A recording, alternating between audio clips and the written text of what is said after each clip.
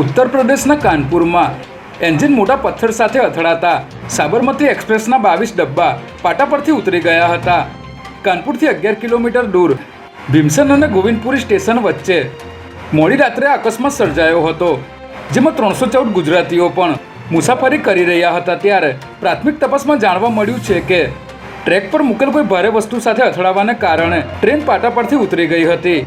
આ દુર્ઘટનામાં કોઈ મોટી જાનહાનિ થઈ નથી અને કેટલાક યાત્રીઓ ઘાયલ થયા હતા. ત્યારે આ અકસ્માત છે કે દુર્ઘટના તે જાણવા આઈબી અને ઉત્તર પ્રદેશ પોલીસે તપાસ શરૂ કરી છે.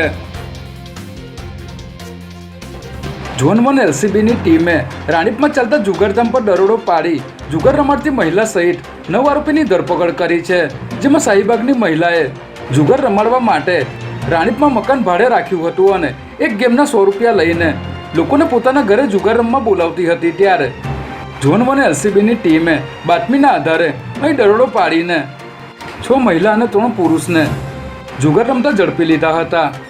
પોલીસે સ્થળ પરથી 61,600 રોકડા અને મોબાઈલ તથા બાઇક મળીને 2 લાખ ઉપરાંતનો મુદ્દામાલ કબજે કર્યો હતો.